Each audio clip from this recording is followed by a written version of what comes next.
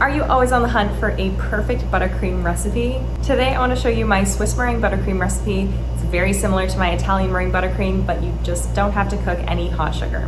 So let's do it.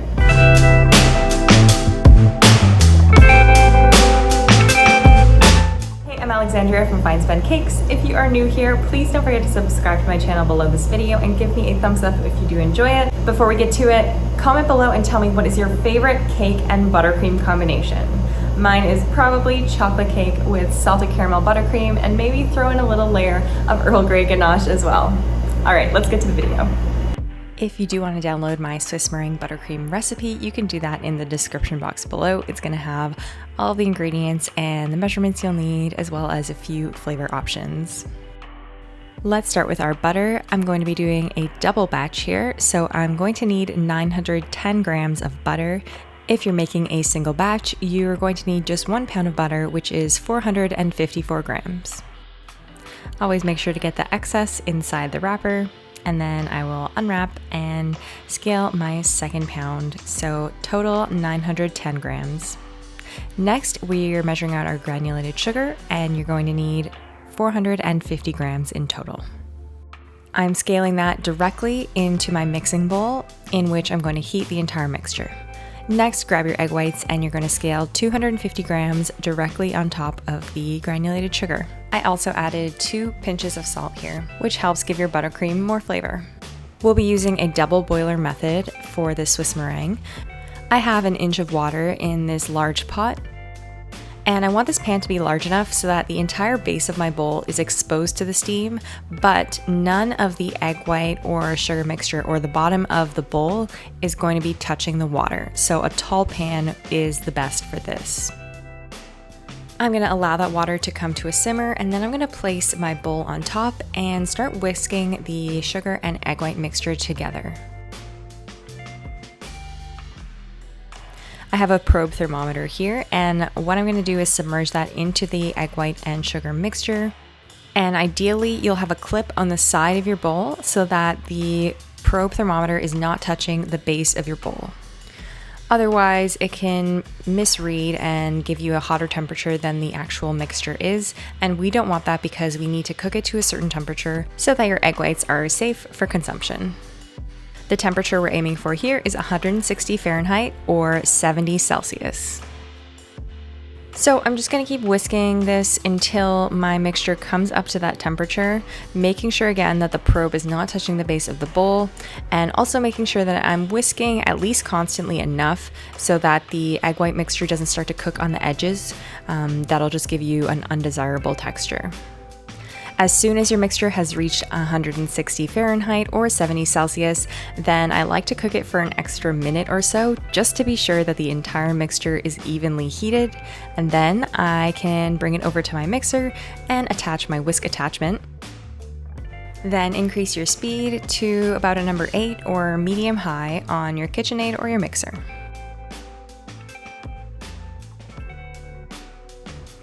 Then you'll just leave that to whip until it is nice and fluffy, it's doubled or tripled in volume, and the temperature when you touch your hand on the side of the bowl is about room temperature. By the time you're finished, you're going to see it is much thicker.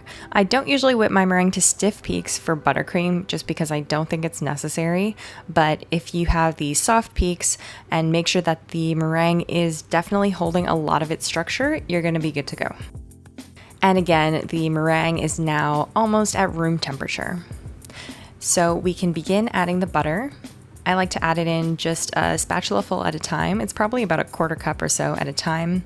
You don't have to be too precious about this. Just go ahead and add in 1 spoonful at a time. This is on medium-low speed right now, and don't worry if your buttercream is looking like this, which is a middle stage when it looks kind of curdled and really unappetizing. This is totally normal. Don't be freaked out. And keep adding until you've added all of your butter.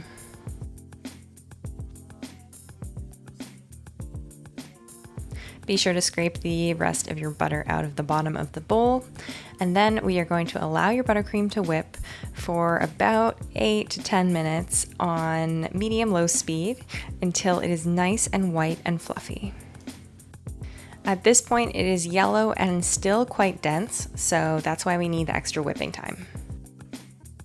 You can see here, even after just a couple of minutes, it's starting to lighten up quite a bit, but we still do need to add a little bit of food coloring to make sure it's white. Breaking out the color wheel here, we're going to go with the complementary color of yellow, which is going to mute it down, and that color is violet.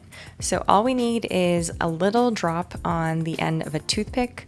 I added 1 drop here. You could add 2 drops since this is a double batch of buttercream, but just adjust and see the color that you like.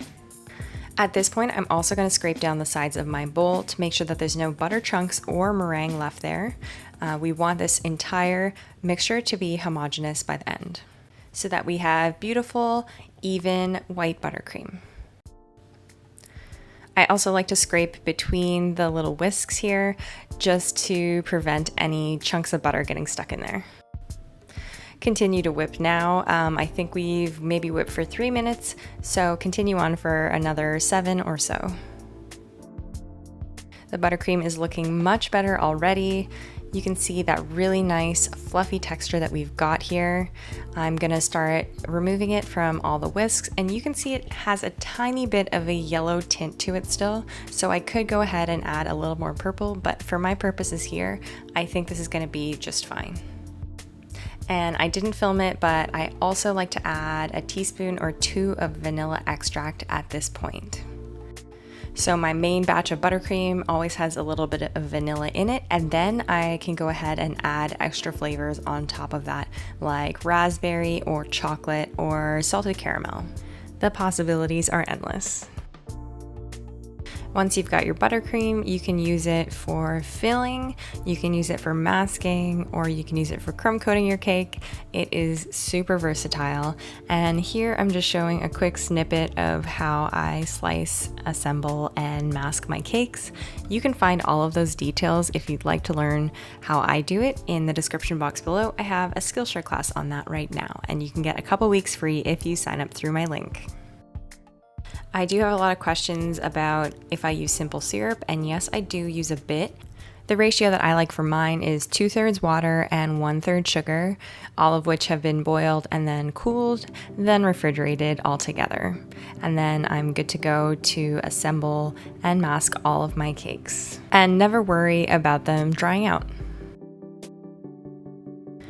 As you can see, I do not use any fancy equipment or tools or anything, just an offset spatula and a turntable, and that is pretty much all. But if you do like my teaching style, I would recommend to go check out that Skillshare class, and you can find that again in the link in the description box below this video.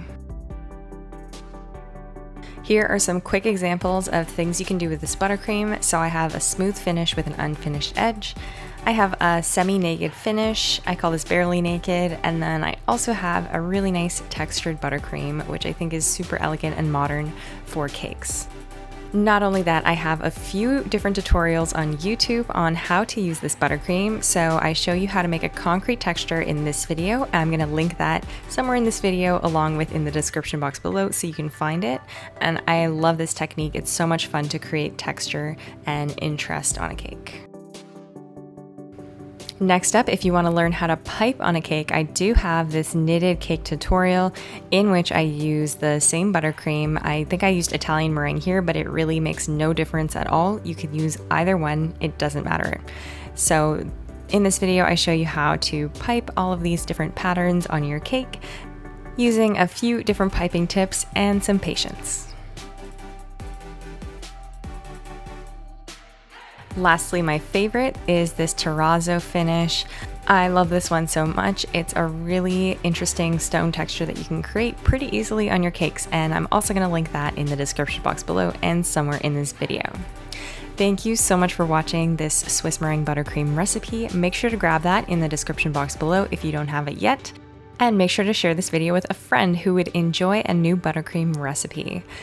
Also, while you're down there, please don't forget to subscribe to my channel and give this video a thumbs up if you did enjoy it, and I'll see you next time.